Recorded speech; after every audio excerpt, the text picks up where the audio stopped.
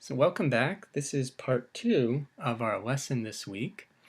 We discussed the American Revolution, the causes of that war for independence, and the role of surveillance and spying in that particular conflict.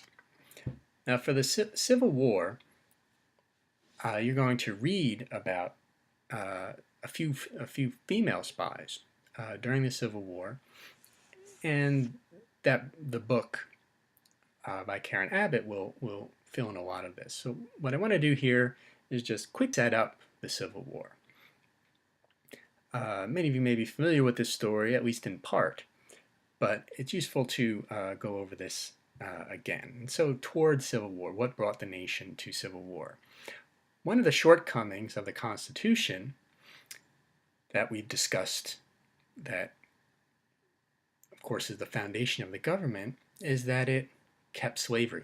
It kept the institution of slavery, which would serve to divide the nation the decades ahead and be the main cause of the Civil War that pitted the northern states, which remained in the Union, and the southern states, which broke away and formed a separate nation called the Confederate States of America. So let's just set up that story. In the late 1700s, and particularly in the early 1800s, the two regions, the sections, the northern section and the southern section, really moved in different directions. Or maybe a more accurate way of saying it is that the South didn't move much at all. The North became increasingly characterized by industry, by infrastructure. In short, the North was modernizing. That meant that cities were growing, it was urbanizing. That meant that industry was growing, it was industrializing. There were more public schools. Literacy was more widespread. There was better infrastructure, railroads, telegraph lines, better communications. So the North was following this pattern of modernizing. The South, on the other hand, was remaining married to plantation agriculture. Tobacco, as we've seen, used to be the dominant staple crop in the South, beginning with the Jamestown colony, Virginia. In the early 1800s, cotton would become the chief staple crop. Of course, a chief component of that agricultural economy was slavery. Slavery was at the center of not only the South's economic well-being, its plantation existence, but also the center of its culture, the center of its politics, center of its society. Slaves and other Americans were referred to in the South as a mudsill. That meant that as long as slaves were at the bottom of the social scale, no white person could sink beneath. So slavery was not just an economic institution. It was also a part of the culture, part of the politics. And Southerners would become chief defenders of slavery. And it was over the institution of slavery that North and South would become divided, and that the South would break away and form their own nation. This map that you see charts where industry was centered. And as you see, there's far more industry in the northeastern United States than there is in the South. And those two side pictures, the one toward the top, that is a mill in Massachusetts, a textile mill. At the bottom is a slave plantation. So as the nation grew, as the United States grew, acquiring new territories, and these territories becoming states, the question would arise again and again. Would these territories and states allow slavery, or would they not?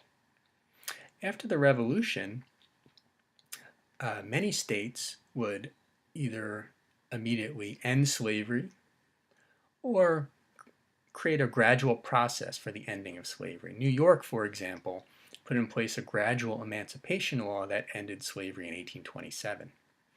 The South, however, would remain married to the institution. And so there would be these disputes that had to do with, of course, the existence of slavery, but also had to do with political power. If new slave states are added, that's more power for the existing slave states. If new free states are added, that's more power for the existing free states. And so this question would arise again and again. A new state, will it be slave or free?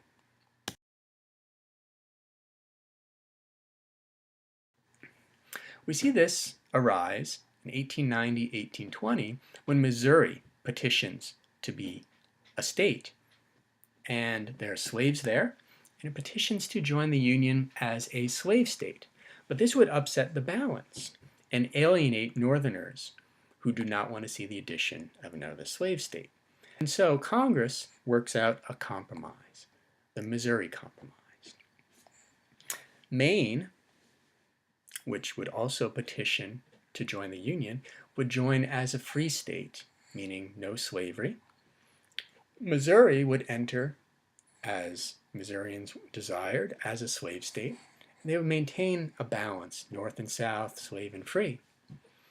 Also, as part of this compromise, they drew a line on the map at the 3630 parallel, the southern border of Missouri, and stipulated that slavery henceforth would be banned above that line and only allowed beneath that line. So let's look at a map which shows the Missouri Compromise line. There it is.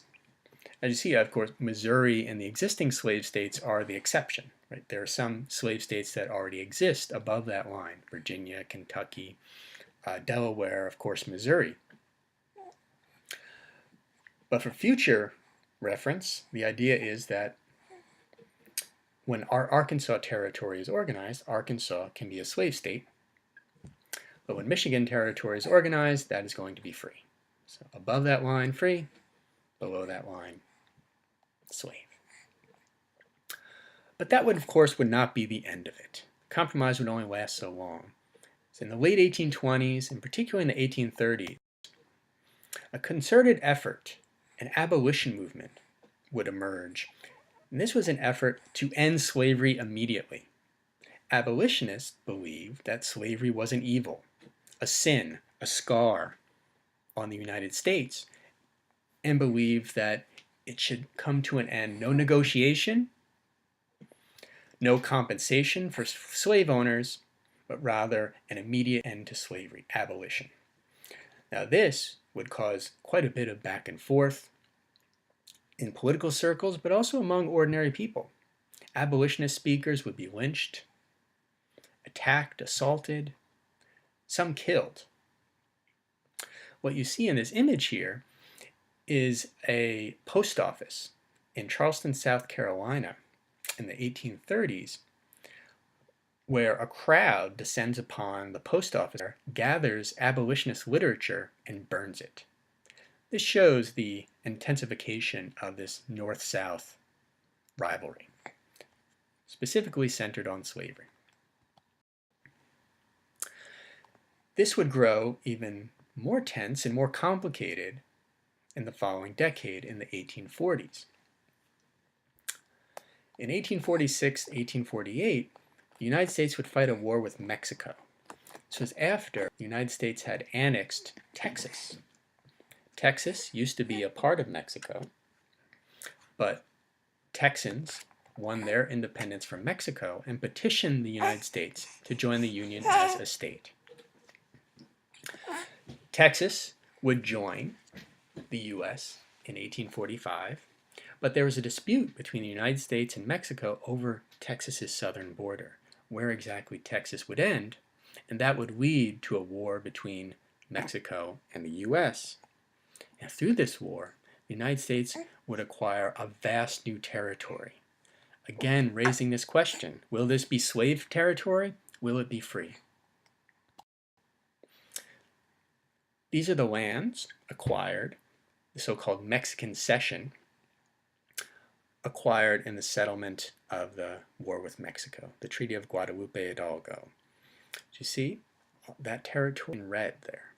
The Mexican cession includes what is currently our most populous state, California, future states of Nevada, Utah, parts of Colorado, Arizona, New Mexico.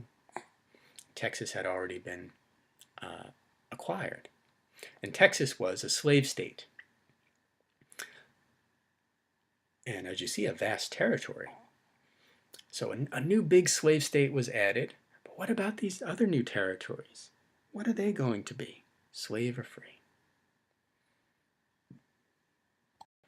In 1850, this and other questions would rear their ugly heads again, and there was another attempt at compromise to try to settle these issues, satisfy as many people as possible, and stave off conflict.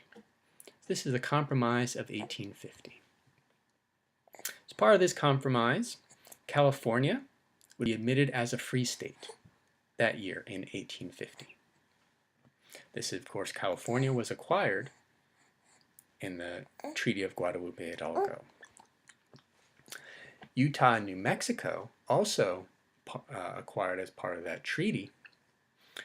The question of whether they'd be slave or free was kind of put off, delayed. And it was decided that slavery within their borders would be decided by the settlers in those regions. This is something called popular sovereignty. Let the people decide whether they want to be slave or free. The people of Utah will decide whether Utah is slave or free. The people of New Mexico will decide whether New Mexico is slave or free. Now, to be clear, Utah would not become a state until 1896. New Mexico would not become a state until 1913. So by that point, the slavery question had been settled.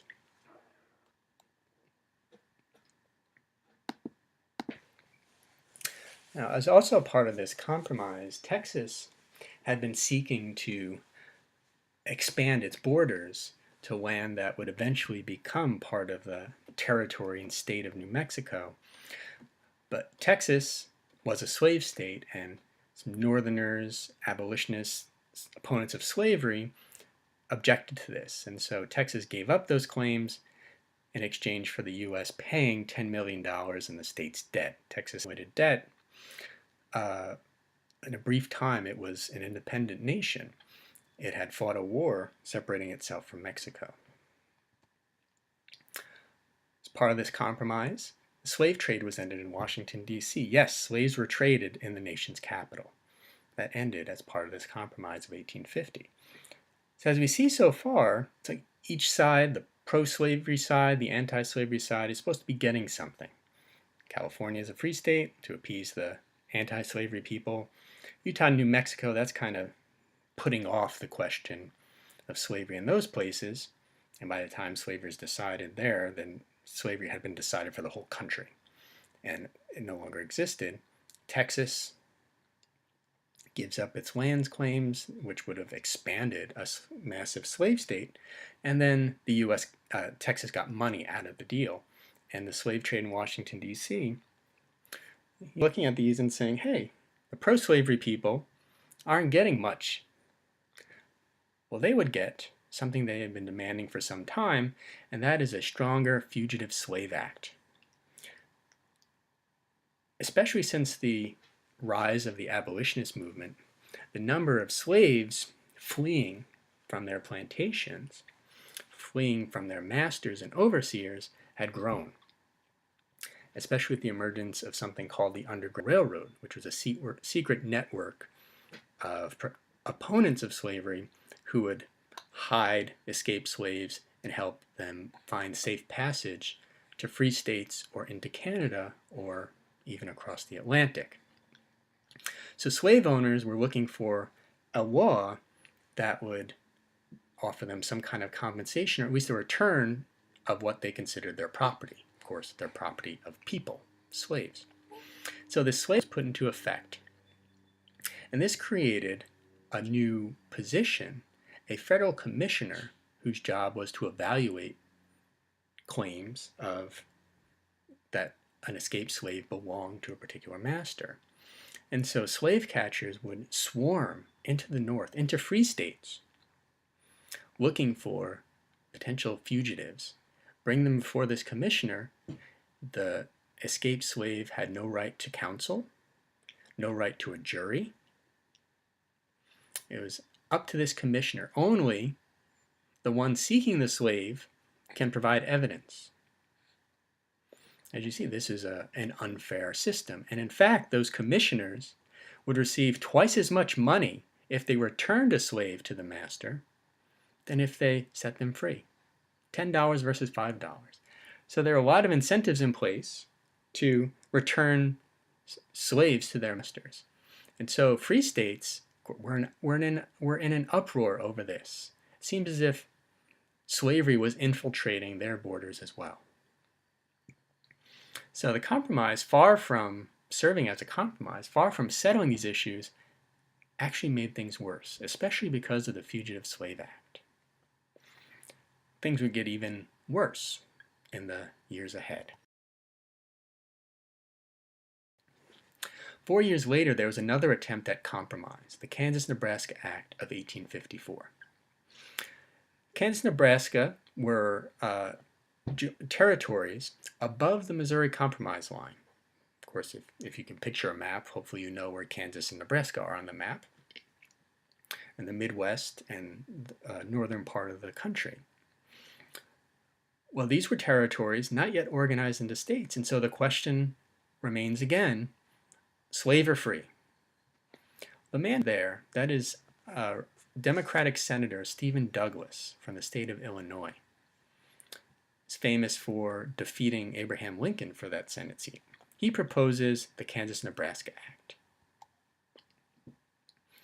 He says, well, we're trying to figure out whether Kansas and Nebraska will be free states or slave states. He said, well, let them decide. Let Kansans decide whether they want to be slave or free. Let Nebraskans decide whether they want to be slave or free. Again, popular sovereignty is used to try to settle the slavery question. This was controversial for one reason noted here, and we'll see another reason in a moment.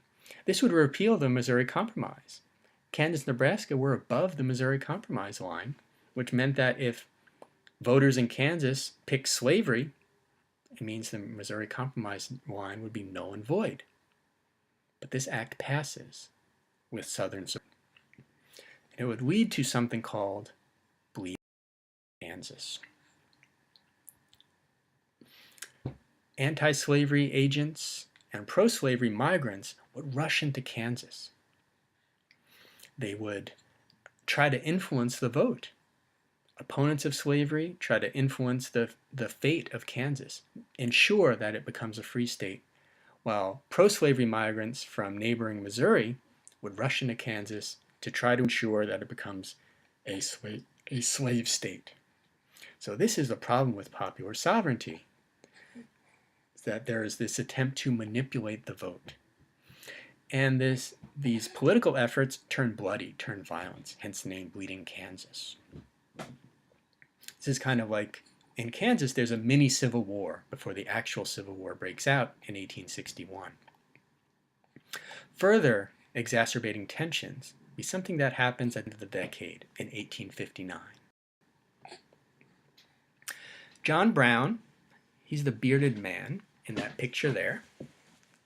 He originated in New England, but made his way to New York. His home is an historic site up by Lake Placid. John Brown was a committed opponent of slavery. He was in Kansas during Bleeding Kansas, and he and a contingent of followers, including some of his sons, would slaughter, hack to death with broadswords, a group of pro-slavery settlers in Kansas. So he was committed, any means necessary. He also concocts this plan to gather supporters, seize an arsenal in a place called Harper's Ferry, Virginia. And he hoped that would be the spark to a slave rebellion. Well, this raid on Harper's Ferry, they do capture the arsenal temporarily, but they are captured or killed. Brown is captured and later executed. And the response to his execution, of course, varies depending which region of the country you're in. Among some abolitionists, he's a hero. During the Civil War, Northern troops would sing a song, John Brown's Body. in reverence for him. Of course, in the South, they saw this as a threat. This is an attempt to start war within their borders, to cause an uprising among slaves, which of course would lead to the deaths of many slave owners. So tensions are rising. This is in 1859. What comes the next year? A presidential election. In this election, the Republican Party, which is a young party, was founded only in 1854. As part of the Republican Party's platform, the party is opposed to the expansion of slavery. They do not commit to ending all slavery everywhere at once, but rather they're opposed to the spread of slavery to new territories. They choose as their candidate Abraham Lincoln, pictured there, lawyer, former congressman, former state representative from Illinois, and he was considered the moderate choice. He was selected in part because he was not a fire-breathing radical. He was not a rabid abolitionist. He condemned John Brown. He pledged not to interfere with slavery where it existed. And he himself objected to slavery on moral grounds. He was a lifelong opponent of slavery, as his father was before him. He was not a radical by any stretch, but still, he would win that election of 1860. And if you see on the map, the states in red are the ones that Lincoln won. He won northern states, and then 2 states in the West, 2 very young states in the West. The Republican Party was a strictly northern party, which is another indication of how divided the nation was between North and South. The election was a signal to those who embraced slavery in the South that it was time to go. And so a process known as secession begins. After Lincoln's election, in succession, 7 southern states break away from the Union, break away from the United States, say, we don't want to be part of the U.S. any longer. They believe their property, meaning their slaves, was under threat. They believed they would not fair shake in the United States under Lincoln. And so starting with South Carolina, followed by those 6 states toward the bottom of the map, Georgia, Alabama, Florida, Mississippi, Louisiana, and Texas, they are the first to secede, and they form the Confederate States of America, a new nation. And in that new nation, they pledge to preserve slavery. It's written in their Constitution, the Confederate Constitution, that slavery will be an enduring institution. And in their own words, the Confederate President Jefferson Davis, the Confederate Vice President Alexander Stephens, they make it clear that this Confederacy was founded on the principle that whites are superior to blacks, that slavery is a good, just institution. This is a war over slavery. Now, you may also note on the map that there are 4 states in the middle, including Virginia, North Carolina, Tennessee, Arkansas, in a different color. And if you look at the dates, you see that they secede later on. They don't secede right away. They're not among the first batch to secede. What would push them to break away from the Union and join the Confederacy? Well, let's see.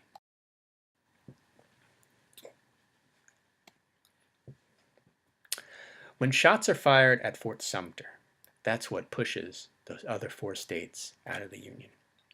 So Fort Sumter is an island fort at the entrance to Charleston, South Carolina. South Carolina had the most fire-breathing embracers of slavery, defenders of slavery.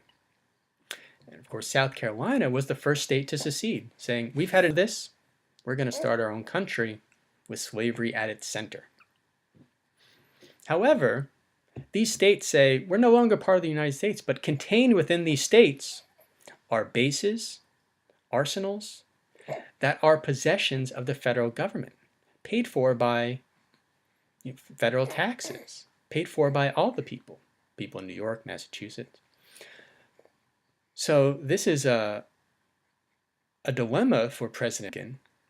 South Carolina says it's no longer part of the United States, but there's U.S. property within South Carolina. What's Lincoln going to do about that? Especially when Fort Sumter, this occurs, Fort Sumter is running low on supplies. And the commander of Fort Sumter sends word to his superiors, and word reaches Lincoln, we need to be resupplied. So Lincoln is caught in a bind. If he does not resupply Sumter, that would be like acknowledging the legitimacy of secession. And that was Lincoln's attack, his approach to secession. He would not acknowledge the legality of it, would not call the Confederacy, would not call them Confederate States. He would not acknowledge secession. So if he failed to resupply Sumter, that would be like acknowledging the legitimacy of South Carolina's claim to separate itself. But if he did resupply Sumter, then there was a threat of shots being fired and the potential for a war to break out. Lincoln chooses that second option. Sends a supply ship to Fort Sumter in South Carolina. The Confederates surround the fort, demand surrender. When that supply ship arrives, the Confederates open fire, and the fort surrenders to the Confederacy in April of 1861. This act of Lincoln sending a supply ship to Sumter, shots being fired, this would be the spark that would bring about armed conflict. There would be consequences to the conflict at Sumter. The Confederates would call up volunteers. They're raising an army, 100,000 strong. Lincoln, up in the north, the Union, calls for 75,000 volunteers. They're raising an army as well. At this point, they're calling for limited commitments. They're hoping war can still be avoided, and if war does break out, they don't want it to be a lasting one. But more bad news comes for Lincoln is that after Sumter, secession continues. And those other 4 states on the map, reproduced again on this slide, they leave the Union and join the Confederacy. Virginia, Arkansas, Tennessee, North Carolina follow South Carolina and the others in seceding, leaving the Union, joining the Confederacy. And the fact that Virginia left, that was a major development. Virginia was the most populous southern state, the wealthiest southern state, the most industrialized southern state, and it's close to the American capital of Washington, D.C. In fact, the capital of the Confederacy, once Virginia joins, would be Richmond, Virginia. They would center their capital. Of course, the shots fired at Sumter would not be the last shots fired.